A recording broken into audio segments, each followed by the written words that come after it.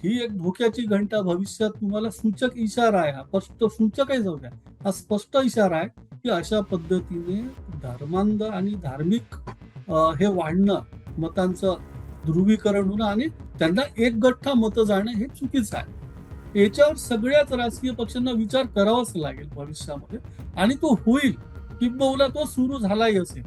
कारण ते ते फार फास्ट असतात. एमआयएमची ताकद ग्रामीण भागात नाही आपण म्हणतो तशी, पण ते प्रयत्न जरूर करतो. संघ आणि भाजपात आलेले उपरे, असं म्हणजे मुनगंटीवार जे म्हणाले होते, आता ट्रम्प आणि झेलेन्स्कीच एकत्र आले, अशा पद्धतीने ठाकरे बंधू एकत्र आल्याची चर्चा केली.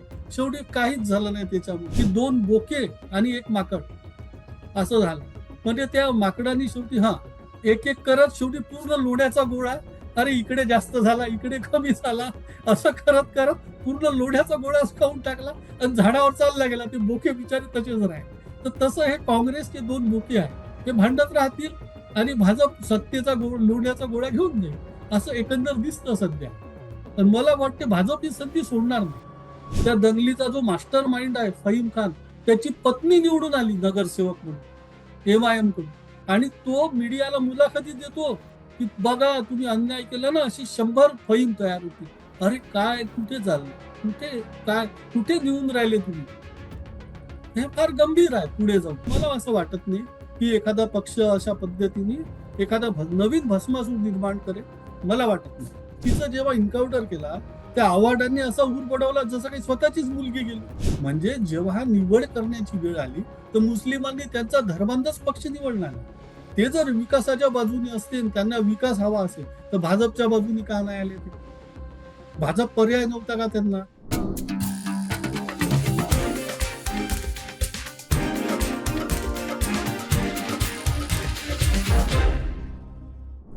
नमस्कार, मी शीतल. द पॉलिटिक्स मध्ये तुमचं खूप खूप स्वागत. खरं तर महापालिका निवडणुकांनंतर आता सगळ्यात जास्त रस्सीखेच सुरू झाली आहे ती म्हणजे महापौर पदासाठी, आणि त्यातही चंद्रपूरमध्ये जर आपण चित्र पाहिलं तर काँग्रेसने सर्वाधिक जागा जिंकल्यात. पण जरी सर्वाधिक जागा जिंकल्या असेल तरी बहुमताच्या आकड्यापासून काँग्रेस लांब आहे. त्यामुळे तिथे शिवसेना त्यांची साथ देणार का, की पुन्हा भाजपसोबत म्हणजे जुन्याच मित्रपक्षासोबत ते हातमिळवणी करणार? आणि यासोबत तिथे ज्या पद्धतीनं काँग्रेसचे सर्वाधिक नगरसेवक निवडून आलेले असताना सुद्धा काँग्रेसमध्येच दोन गट तयार झालेले पाहायला मिळतात. त्यामुळे भाजपच्या हातात काँग्रेस कुठेतरी आयतं कोलीत देतीये का, ज्या पद्धतीने टीका करण्यासाठी किंवा या सगळ्यावरती आपल्याला म्हणजे टीका टिप्पणी आणि आरोप प्रत्यारोप करण्यासाठी हे सगळं चित्र सध्या तरी तिथं पाहायला मिळतंय. यातून आता अखेरचं चित्र किंवा आरक्षण सोडत कशी निघते यावर महापौर पदाचा तिढा सुटणार आहे. पण या सगळ्या संदर्भात आणि एकूणच तिथे ज्या पद्धतीनं एमआयएमने एंट्री केली आहे ती धोक्याची घंटा आहे असं म्हटलं जातं. राज्यभर ज्या काही जागा एमआयएमने जिंकल्यात त्या, ते सगळं चित्र आणि पुढचं बदलणारं राजकीय वातावरण कसं असू शकतं या सगळ्या संदर्भात चर्चा करण्यासाठी आपल्यासोबत ज्येष्ठ राजकीय विश्लेषक अतुल पेटकर सर जोडले गेलेले आहेत. सर, खूप खूप स्वागत आहे तुमचं द पॉलिटिक्स मध्ये.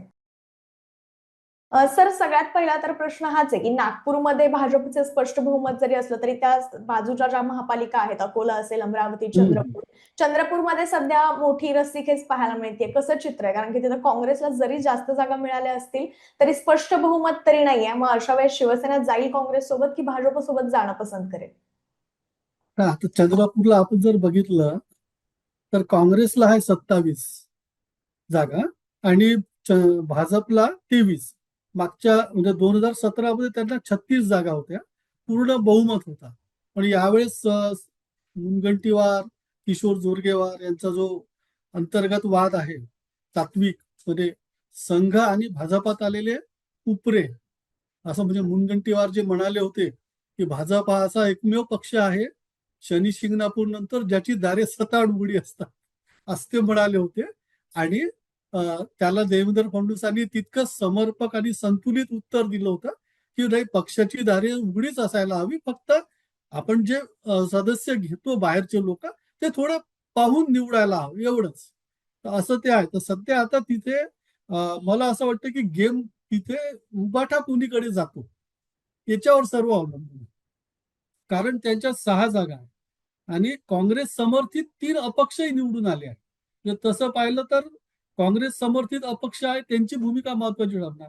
तसं बघितलं तर मग 27 आणि 3 30 आणि 2 अपक्ष निवडून आले आहेत तिथे. ते कुणाकडे जातात हे पण मुख्य भूमिका ही उभाटाचीच आहे, की नेमके ते पुन्हा आता आपण जर बघितलं होतं, की या नगरपालिकामध्ये किंवा नगरपंचायतमध्ये अकोटला म्हणजे फार जे कधी अपेक्षित नव्हते अशा काही युती झाल्या होत्या. जसं भाजप, एम-आय-एम आणि काँग्रेस म्हणजे अशी अकोटमध्ये युती झाली अकोला जिल्ह्यातल्या. 2 ठिकाणी असं झालं आणि मग त्याची खूप चर्चा झाली तेव्हा. मला वाटतं ठाणे की तिकडे अशीच एक युती झाली होती. तर तेव्हा मुख्यमंत्र्यांनी स्वतः लक्ष घालून ते सांगितलं, की नाही बिलकुल असं होणार नाही. आम्ही एम-आय-एम सोबत बिलकुल जाणार नाही आणि काँग्रेस सोबत देखील आम्ही जाणार. त्याच्यामुळे आता इथे परत तेच आहे, की आता ते तर ते इकडे जाणार नाही. हां, फक्त उभाठासोबत त्यांनी असं कधी वक्तव्य केलं नाही. त्या व्यक्तिगत बघितलं तर आपण संपूर्ण प्रचारात मुख्यमंत्र्यांनी कधीही वैयक्तिक टीका-टिप्पणी केली नाही, प्रचार केला नाही आणि त्यांनी अतिशय विकासावरच भर दिला, की मी काय करणार, आम्ही काय करणार, आज इथपर्यंत आलो, उद्या इथपर्यंत नाही. त्याच्यामुळे होऊ शकतं मला जे दिसतं, की स्थानिक परिस्थिती लक्षात घेता आणि पुढचे आपले आता आज आपण मुंबईत बघितलं, तर 2 ठाकरे बंधू येऊन काहीही परिणाम झालेला नाही. म्हणजे शेवटी सत्ता भाजपचीच आली. म्हणजे त्याची ज्या पद्धतीने हवा तयार करण्यात आली, की नाही बा आता ट्रम्प आणि झेलेन्स्कीच एकत्र आले. अशा पद्धतीने ठाकरे बंधू एकत्र आल्याची चर्चा केली. शेवटी काहीच झालं नाही त्याच्यामध्ये. त्याच्यामुळे मला असं वाटतं, की मला जे दिसतं आता आज कदाचित त्याचा निर्णय 1-2 दिवसात होईल. पण मला वाटतं उद्धव ठाकरे असा विचार करू शकतात, की भविष्यात आपले संबंध चांगले ठेवायचे असतील, तर कोणी आपला फायदा बघत असतो शेवटी. तर असं होऊ शकतं, की स्थानिक पातळीवर उभाटा भाजपकडे जाऊ शकते. तसं झालं तर आणि आता कसं आहे, की भाजपला चंद्रपूरची महापालिका टिकवायची आहे. सगळं आता तुम्ही बघा जसं अकोल्यामध्ये बघा. अकोल्यामध्ये भाजप 2017 मध्ये 48 जागा होत्या भाजपच्या. आता त्या 38 आहे म्हणजे 10 नी कमी झालं. अमरावतीमध्ये 45 होत्या 2017 मध्ये आता 25 आहे. 20 ने कमी झाल्या. तर हे सर्व चंद्रपूर, अकोला, अमरावती अर्थात अमरावतीत त्यांना युवा स्वाभिमानी पक्ष जो आहे रवी राणांचा त्यांच्या 11 जागा आहे. तर इथे त्यांना तिन्ही ठिकाणी त्यांना कोणाला तरी सोबत घेऊन किंवा तडजोड करून मग असं सत्ता स्थापन करावी लागेल. मग आता जसं ठाणे की कुठे नाही का त्यांनी पूर्णच काँग्रेसचे नगरसेवक एक वेगळा गट तयार करूनच इकडे येऊन गेले. तर अशा म्हणजे ह्या 3 ठिकाणी त्यांना अशी कुठेतरी तडजोड करून किंवा सोबत घेऊन त्यांना सत्ता स्थापन करावी लागेल. सर यामध्ये आपल्याला दिसतंय की तिथे काँग्रेसचे जास्त जरी आमदार सॉरी नगरसेवक आले असतील निवडून चंद्रपूरमध्ये तरी हं. काँग्रेसमध्येच कुठेतरी पुन्हा गट पडल्याचं दिसतंय. हं, हं, यामुळे हं. म्हणजे तिथलं चित्र पुन्हा म्हणजे आयतं कोलीत भाजपच्या हातात किंवा हां, सत्ताधाऱ्यांच्या हां. हातात मिळालंय असं झालंय? तर तसंच आहे ना. तर त्याचं बघा, एक तर आता आजही काँग्रेस आता वडेट्टीवार हे मोठमोठे दावे निश्चित करत आहे, की आमचे नगरसेवक कुठे जाणार आहे. पण आता तुम्ही बघा, खासदार प्रतिभा धानोरकर आणि वडेट्टीवारांमध्येच सध्या परत त्यांच्यात मारामारी सुरू झाली. ते काल त्यांनी स्पष्ट स्टेटमेंटच दिलं. खासदार प्रतिभा धानोरकरांनी, की वडेट्टीवारांनी मिरवणुकीतून माझे नगरसेवक पळवले. त्यांनी माझ्या मतदारसंघात लुडबुड करू नये बा, असं म्हणजे आता तुमच्या दाराशी सत्ता आली. निदान अशा वेळी मतभेद विसरून काही वेळाकरता एकत्र येऊन आपण सत्ता स्थापन करायची, की परत आपसात मारामारी करायच्या? म्हणजे हे कसं झालं ना, की 2 बोके आणि 1 माकड असं झालं.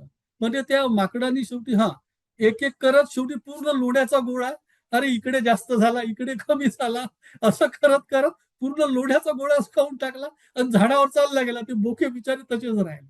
तर तसं हे काँग्रेसचे 2 बोके आहेत. हे भांडत राहतील आणि भाजप सत्तेचा लोण्याचा गोळा घेऊन जाईल. असं एकंदर दिसतं सध्या. तर मला वाटतं भाजप ही संधी सोडणार नाही. पण एकीकडे चंद्रपुरातलीच एमआयएमची जर परिस्थिती चंद्रपुरात त्यांची फार बऱ्या मोठी संख्या आहे नगरसेवक जे निवडून आलेत आणि एकूणच राज्यभरात त्यांचं बघितलं तर 74 इतकी संख्या जी आहे हां. एमआयएमच्या नगरसेवकांची झाली आहे.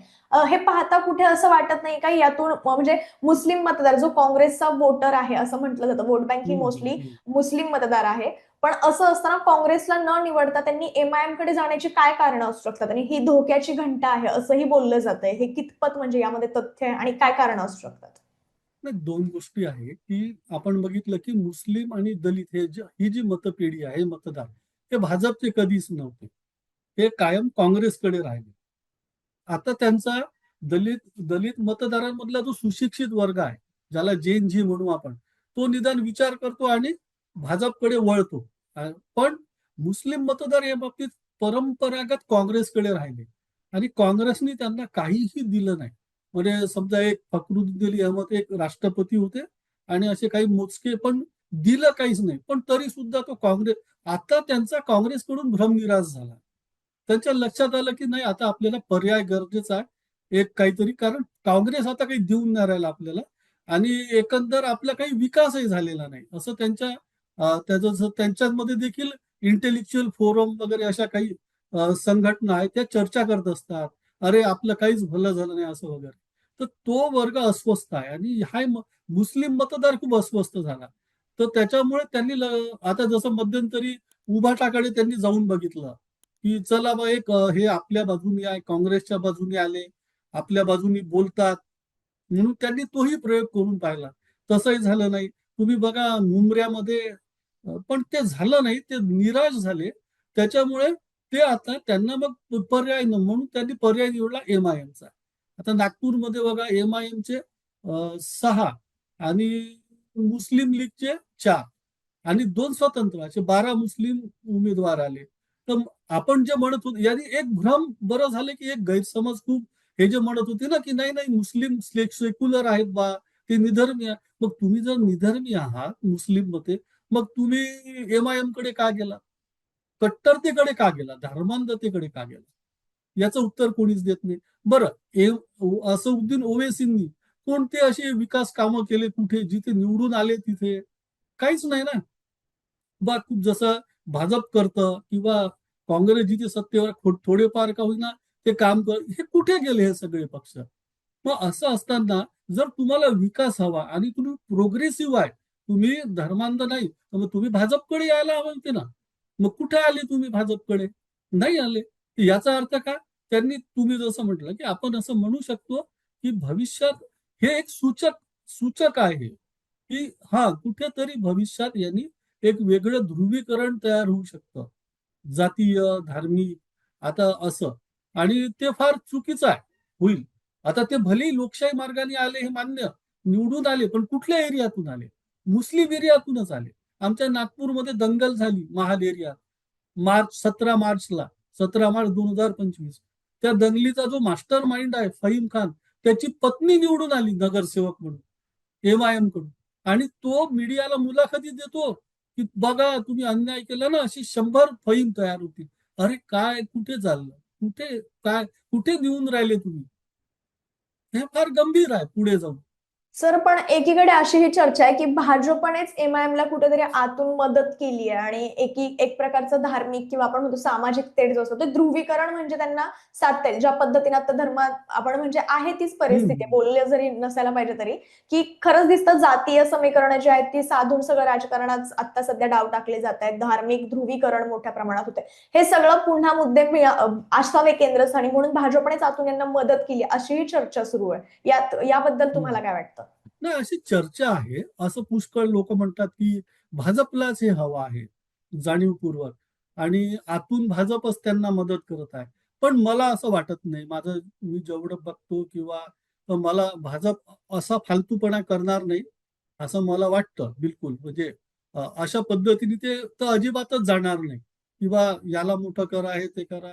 त्यांनाही कळतं शेवटी काय कसं आहे. कसं आहे ते उद्या जर असं झालं ना, तर तुम्हाला ती भस्मासुराची कथा माहिती आहे की मग शेवटी तो शंकराच्याच डोक्यावर हात ठेवायला निघाला आणि शेवटी मग विष्णूला यावं लागलं मदतीला आणि विष्णूने मग मोहिनी रूप घेऊन त्याला स्वतःच्या डोक्यावर. तर आता असं, आता असा विष्णू किंवा राम येणार नाही ना असं परत. कोणी हा जर भस्मासूर उभा राहिला तर एकेकाळी भिंद्रांवाले होता, त्यालाच आवरता आवरता कठीण गेलं. तर मला असं वाटत नाही की एखादा पक्ष अशा पद्धतीने एखादा नवीन भस्मासूर निर्माण करेल, मला वाटत नाही. पण सर, म्हणजे तुम्ही तुमचा तर्क लावला याच्यामध्ये, पण जर आपण पाहिलं तर भाजपने इतर म्हणजे हिंदुत्ववादी मुद्दा जो आहे तो याही निवडणुकीत खरं तर चालवला असं म्हणायला हरकत नाही बऱ्याच ठिकाणी. मग त्यामध्ये आपण बघितलं की खान महापौर होईल तुमचा वगैरे हे सगळे. मग मुंबईत जर त्यांनी काही जागांवरती उद्धव ठाकरे वगैरे यांच्या शिवसेनेला रोखले, तर इतर महापालिकांमध्ये का नाही? मग मुस्लिम पार्टी म्हणजे हे जे कट्टरता असलेली जो काही पार्टी आहे, जो काही पक्ष आहे, ह्यांना का रोखता नाही आलं त्यांना, जर एवढ्या मोठ्या प्रमाणात त्यांनी प्रचार केला होता या मुद्द्याचा तर? कुठे गेला? त्यांनी कुठे मुंबईत फक्त मुंबईत जेव्हा सर्वात पहिले भाजपचे जे उत्तर प्रदेशीय नेते आहेत, काय त्यांचं नाव, ते काँग्रेसमधून आले, ते असं म्हणाले होते की मुंबईचा महापौर उत्तर प्रदेशचा होईल. त्याच्यातून ते सुरू झालं. मग कोणीतरी म्हणालं की नाही नाही, मुस्लिम होईल. त्याच्यात मग भाजपने एवढंच म्हटलं की आमचा महापौर हा भारतीय राहील आणि हिंदू राहील, मराठी हिंदू राहील पहा, असं बोलले ते. पण या पूर्ण जर आपण बघितलं, तुम्ही बघा ना, या संपूर्ण निवडणुकीत कुठेही भाजपनं असं धार्मिक ध्रुवीकरण होईल किंवा असं कुठं बोलले ते.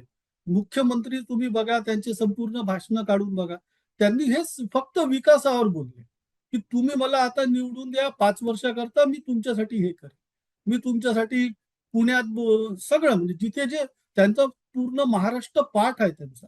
त्यांनी पुण्यात गेले, त्यांनी स्पष्ट काही गोष्टी त्यांनी क्लिअर केल्या. जसं अजितदादा पुण्यात असं म्हणाले होते की आम्ही तुम्हाला मेट्रो मधून फुकट प्रवास देऊ.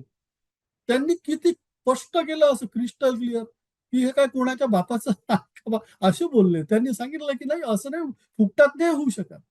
त्यांनी सांगितलं हा आम्ही सुविधा देऊ, चांगल्या देऊ, सर्व करू, जिथं जे आहे ते देऊ आणि चांगला विकास करून दाखवू, आहे त्यापेक्षा. धार्मिक याच्यावर ते बोललेच नाही, कोणीच नाही बोलला.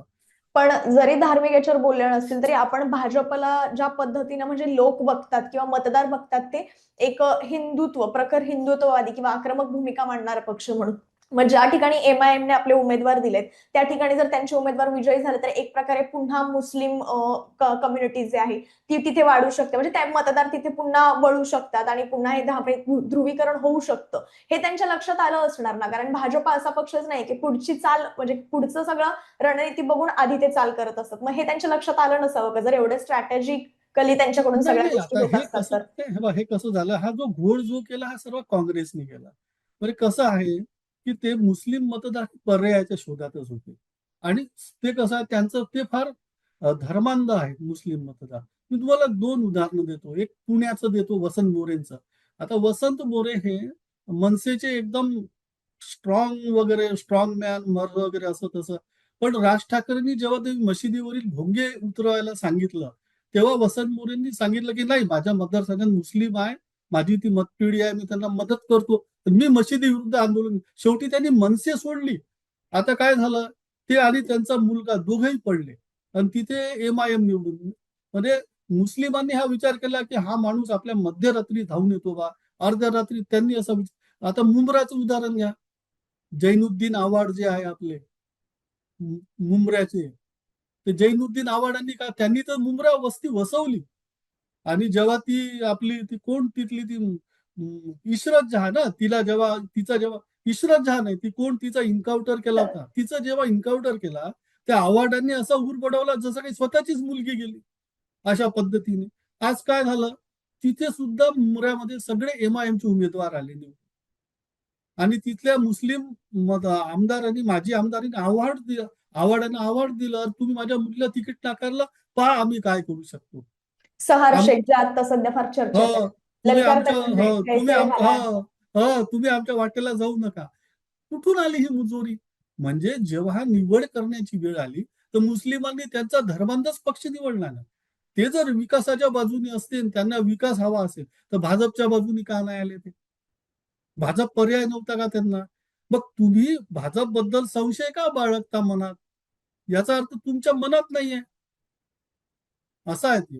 आणि हे काही ठीक आहे, आले सर्वात जास्त तर संभाजीनगरला आले 33 एमआयएमचे नगरसेवक.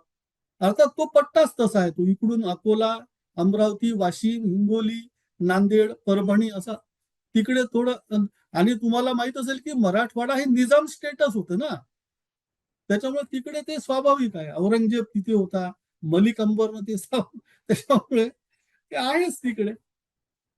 सर, यामध्ये आपण पाहिलं तर ते आशिष पवित्रकार जे होते भाजपमध्ये बंडखोरी करून त्यांनी अपक्ष लढवली होती निवडणूक आणि ते जिंकून आले आता. आता ते पुन्हा भाजपकडे जातील की काँग्रेसकडे जातील अशी चर्चा सुरू आहे आणि त्यांनी पुन्हा गणित काहीतरी साधता येईल तिथे ज्या राजकीय पक्षांना असं म्हटलं जातंय. पण काँग्रेसकडूनही त्यांना काही ऑफर्स देण्यात येत आहेत किंवा त्यांच्याशी संपर्क केला जातो आणि इतरही काही अपक्ष आहेत असं बोललं जातंय. हे सगळं जर पुन्हा चित्र बदललं की आशिष पवित्रकार भाजपमध्ये जाण्याऐवजी काँग्रेसमध्ये गेले वगैरे, तर तिथलं स्थानिक चित्र किंवा सत्तेचं समीकरण कसं बदलू शकतं?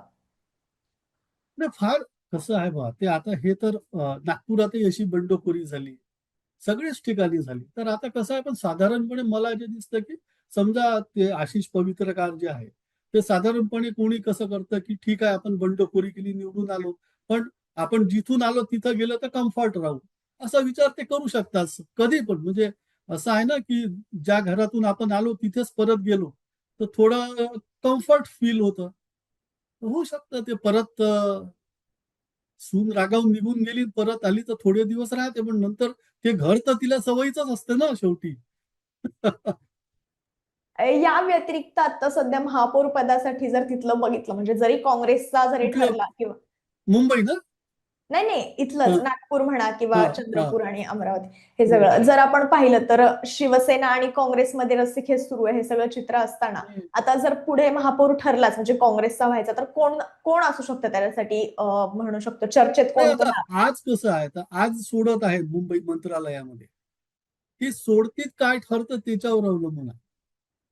कारण कसं आहे की कुठल्या म्हणजे अनुसूचित जातीची निघते, जमातीची निघते, ओबीसी, सर्वसाधारण, कुठला खुला प्रवर्ग, सोडत कशी निघते त्याच्यावर आहे. आणि ती सोडत चक्राकार पद्धतीने निघते. म्हणजे जे आधी होऊन गेले ना, जसं आता नागपूरमध्ये सर्वसाधारण होऊन गेलं, ओबीसी, खुला प्रवर्ग, फक्त अनुसूचित जाती राहिला आता. नागपूरला यावेळेस अनुसूचित जातीचा महापौर होईल असं. म्हणजे महिला किंवा हे. तर त्याच्यावर अवलंबून आहे ते. आणि कोणीही कोणताही पक्ष ना असं जाहीर नाही करणार आणि स्वतःच्या पायावर धोंडा पाडून नाही घेणार महापौर पदाचा उमेदवार जाहीर करू.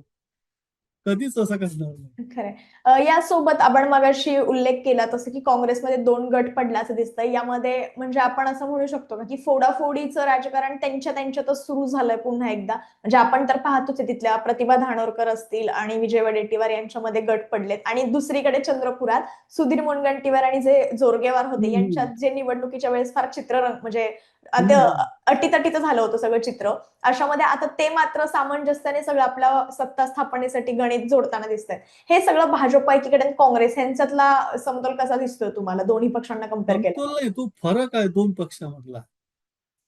समतोल नाही. आता हे बघा, त्या दोघांनी आपापले उमेदवार वेगवेगळ्या ठिकाणी ठेवले. वरट्टीवारी नागपुरात ठेवले, त्यांनी चंद्रपुरात ठेवले. मी तेच म्हटलं मगाशी, निदान अशा वेळी तरी तुम्ही न भांडता एकत्र येऊन एकत्र राहायला पाहिजे. तर अशा वेळी तुम्ही भांडत आहात आणि ते एकत्र आले. ते म्हणून ठीक आहे ना, आपलं बघून घेऊ नंतर काय ते.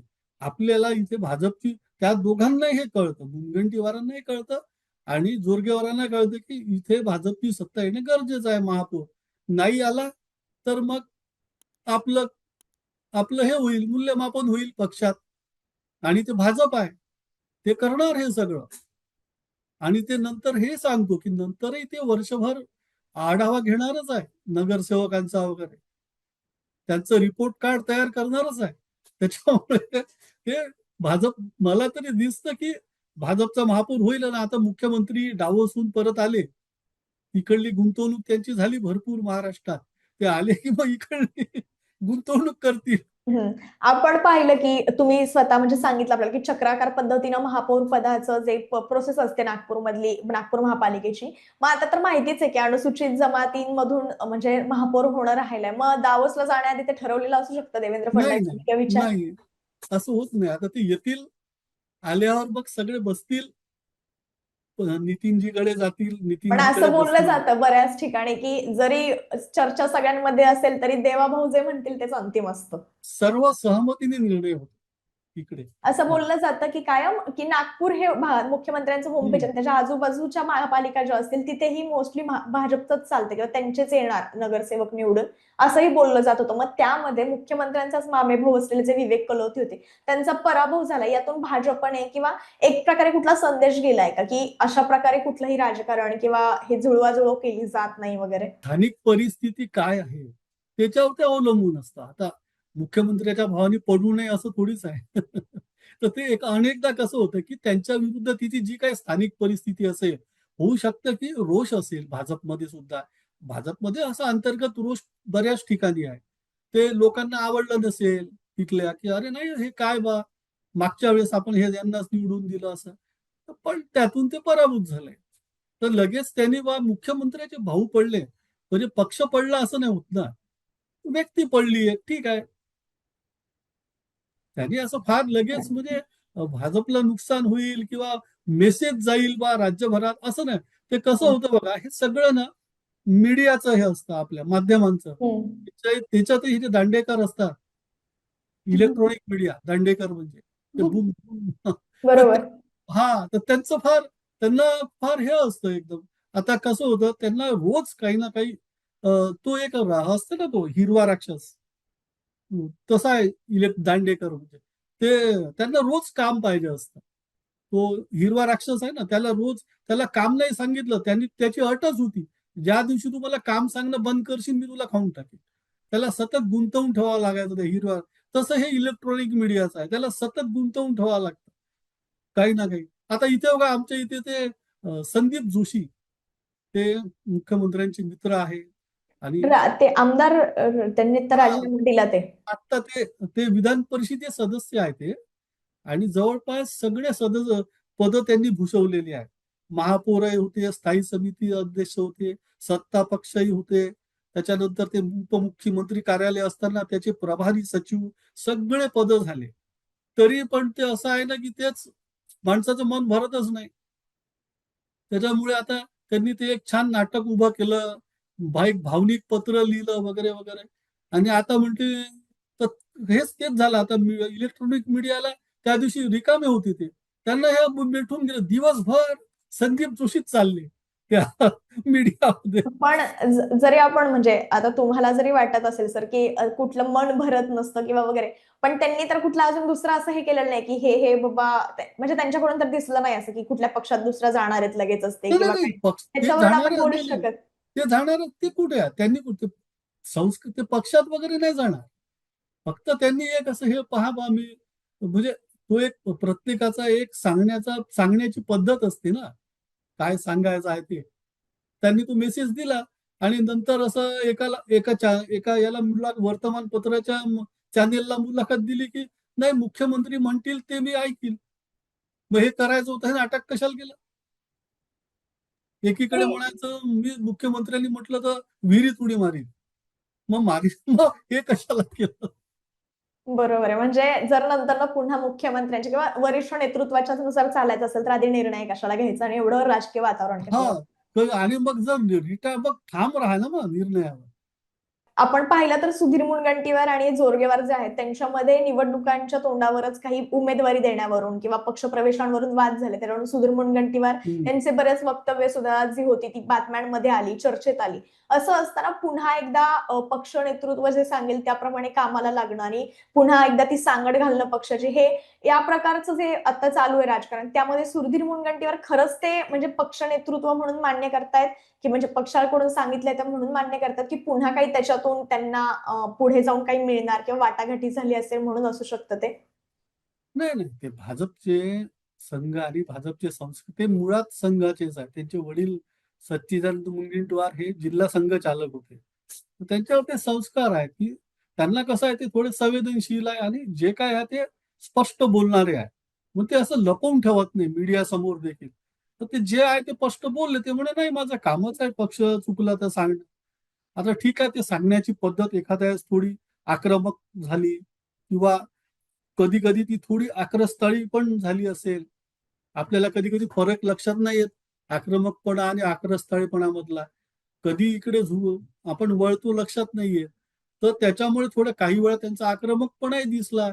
थोडंसं आक्रस्ताळपणाकडे ते गेले.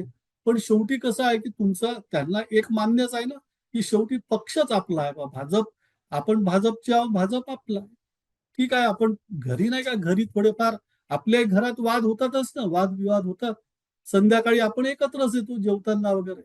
तसं चालू मतभेद असतात, ते चालूच राहते. मला याच्यातून आता म्हणजे या उत्तरातून तुम्ही जे बोललात त्याच्यावरून विचारायचं, आता आपण संदीप जोशींबद्दल बोललो त्यावेळेस तुम्ही म्हणालात की जर ती भूमिका घ्यायची होती नंतर पुन्हा म्हणायचं होतं की देवेंद्रजी जे सांगतील ते मला मान्य आहे असं, पण त्यांनी एक प्रकारे राजीनामा दिला तो. आणि एकीकडे सुधीर मुनगंटीवार आणि जोरगेवार यांनीही आधी मोठ्या प्रमाणात राजकारण म्हणजे तापवलं नाही त्यांच्या. नाही, त्यांनी सुधीर भाऊनी कुठे राजीनामा नाही दिला. दिला त्यांनी नाही. असं हा संदीप जोशींनी तर नाही, राजीनामा दिला ती म्हणजे. तर ती नौटंकीच केली. ते मग याच्या आधी पण केलं होतं त्यांनी हा, असं. मग तसं म्हणते मी, जर निवडणुकांच्या नंतर एवढं सामंजस्याने सगळं करायचंच होतं वगैरे, हे सगळं जे काही चित्र आता दिसतंय ते, मग त्याच्या आधी कशाला मग त्यांनी पण एवढं राजकारण तापवलं किंवा नाही नाही, जे राजकारण प्रवेश नाही. देता येतात त्यांनी त्याच्यावर हे त्यांनी केलं. त्यांनी पक्षाला काही त्यांना ज्या गोष्टी पटल्या नाही, ते निर्भीडपणे ते बोलले स्पष्टपणे की नाही बा, हे चूक करत आहे तुम्ही, असं नका करू. ही आपली संस्कृती नाही. आपल्या घरातही कोणतरी असं असावं लागतं ना आपल्याला सांगणार. कोणी असो, मामा असेल, कधी जो कोणी मोठा आपण ज्याला सन्मान देतो, मान करतो, कोणीतरी सांगतं अरे नाही, हे चूक करतो तू, असं वागू नको. तसंच ते आहे.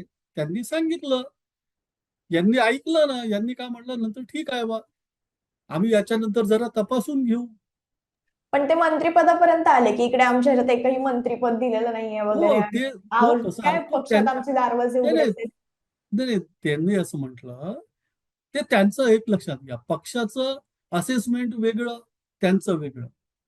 सुधीर भाऊंचं मत असं होतं की पूर्व विदर्भात लक्षात घ्या, 6 जिल्हे आहे पूर्व विदर्भात आणि एकही मंत्री नाही. 6 जिल्ह्याला मिळून त्यांचं असं म्हणणं होतं की मला सोडून द्या, मला नका देऊ, पण 6 जिल्हे मिळून भाजपचा एक जरी मंत्री असता कॅबिनेट, त्याचा फरक पडतो. शेवटी सत्ता आहे ना ती. एक कॅबिनेट मिनिस्टर असतो, सत्ता असते, ती पद्धतशीरपणे मग तशी राबवली जाते. आता त्या वर्धेचे जे राज्यमंत्री आहेत, भोयर, पंकज भोयर, त्यांना भंडाऱ्याचं पालकमंत्री केलं. म्हणजे कशाला हे करायचं पण, भंडाऱ्यात तुमचं कोणीच नाही. तर सुधीर भाऊचं म्हणणं होतं की असं जर कोणी असतं एखादं, तर फरक पडला आता निश्चितच, असं त्यांचं म्हणणं होतं. सर, हे काँग्रेस आणि शिवसेना परत भाजप हे तर चित्र आपल्याला क्लिअरच आहे, पण आता येत्या सगळ्या म्हणजे राजकीय सगळं जे काही घडामोडी असतील पुढच्या, त्यामध्ये MIM ची सुद्धा भूमिका महत्वाची राहील असं म्हणायला लागणार आहे, कारण ज्या पद्धतीने त्यांचे उमेदवार निवडून आलेत, जेवढी संख्या आहे त्यांची, आता हम्म. येणारं राजकीय चित्र आणि वातावरण हे कशा प्रकारे बदलत जाईल या MIM च्या एंट्रीमुळे सगळ्याच महापालिकांमधलं. आणि ते स्पष्ट भूमिका त्यांची मालेगाव मध्येच आहे. महाराष्ट्रात आपण बघितलं तर मालेगाव आणि इथे संभाजीनगरला इथे 33 आहे, पण सत्ता भाजप तिथे यांचीच येईल शेवटी परत, शिवसेनेची किंवा भाजपची. त्याच्यामुळे तुम्ही एक बघितलं, हा त्यांची, मी तेच म्हटलं की हा चिंता करण्याचा विषय सर्वच प्रमुख राजकीय पक्षांच्या दृष्टीने असू शकतो की MIM ची संख्या निर्णायक स्थितीत कुठेच नाही आहे, पण ही एक धोक्याची घंटा भविष्यात तुम्हाला सूचक इशारा आहे. हा स्पष्ट सूचकही जाऊ द्या, हा स्पष्ट इशारा आहे की अशा पद्धतीने धर्मांध आणि धार्मिक हे वाढणं, मतांचं ध्रुवीकरण होणं आणि त्यांना एक गठ्ठा मतं जाणं हे चुकीचं आहे. याच्यावर सगळ्याच राजकीय पक्षांना विचार करावाच लागेल भविष्यामध्ये, आणि तो होईल, किंबहुना तो सुरू झालाही असेल. कारण ते ते फार फास्ट असतात. त्यांना दिसून राहिलं ना की अरे हे म्हणजे हे चांगलं नाही जे काय होत आहे ते. आता यामध्ये आपण बोललो की एक गठ्ठा मुस्लिम मतदान जे आहे ते MIM ला झालंय, यातून काँग्रेसला काय फटका म्हणजे येत्या, म्हणजे त्यांनी जरी मिळवले असतील जास्त जागा तरी एक प्रकारे त्यांचं नुकसान पण आहे असं म्हणायला हरकत नाही या सगळ्या निकालातून. मग त्यांचं येत्या काळात काय नुकसान होऊ शकतं काँग्रेसचं, ज्या प्रकारे मुस्लिम मतदार आता MIM कडे वळत आहेत. नुकसानच आहे ना, कारण कसं आहे, तो काँग्रेसचा परंपरागत मतदार आहे ना. त्यांना समजा, आता तुम्ही बघा, आता MIM ची हिंमत वाढली. आता ते काय म्हणत आहे की आम्ही जिल्हा परिषद निवडणुकाही लढू, जिल्हा परिषद आणि पंचायत समिती. आता आता ते आतापर्यंत नव्हते म्हणत, आता म्हणत आहे की आम्ही याही निवडणुका लढू. म्हणजे मग आता बघा, उद्या समजा, आणि हे कसं असतं की हा एक मेसेज सगळीकडे जात असतो ना. एक तरी बरं आहे की शहरामध्ये मुस्लिम आणि दलित मतदार हा हे आहे, एक गठ्ठा आहे, तो एकजूट आहे. ग्रामीण भागामध्ये तो विखुरलेला आहे. म्हणजे शहरात एक गठ्ठा मतदान होऊ शकतं एखाद्या वार्डामध्ये, प्रभागामध्ये, किंवा जसं आमच्याकडे तो दक्षिण नागपूर आहे, ताजबाग वगैरे, तर असं होऊ शकतं. पण ग्रामीण भागात अजूनही मुस्लिम आणि दलित मतदार थोडा विखुरलेला आहे. तो असा एकसंध नाही. त्याच्यामुळे तिथे तो असं नाही करू शकत.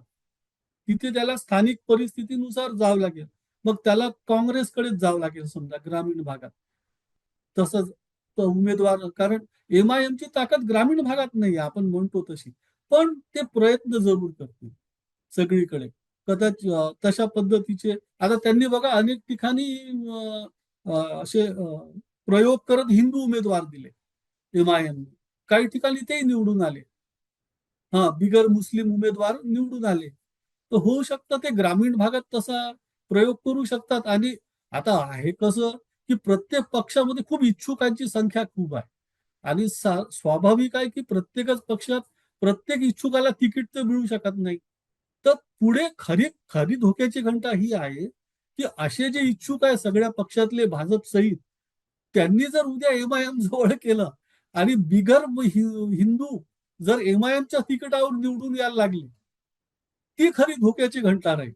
म्हणजे मला असं वाटतं की येणाऱ्या जिल्हा परिषदेत असं होऊ शकतं. पण कारण त्यांच्याकडे सगळी एकतर एमआयएम सगळीकडे नाही, गावखेड्यात अजून आहे. मराठवाड्याचा अपवाद सोडला तर उद्या त्यांचा प्रवेश होऊ शकतो कुठेतरी.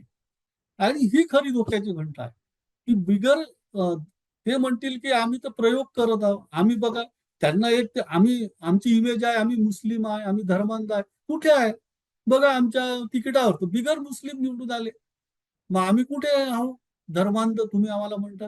ही एक संधी त्यांना मिळेल. हे सर, जास्त काय बोलला? धोकादायकच आहे, हे जास्त धोकादायक आहे.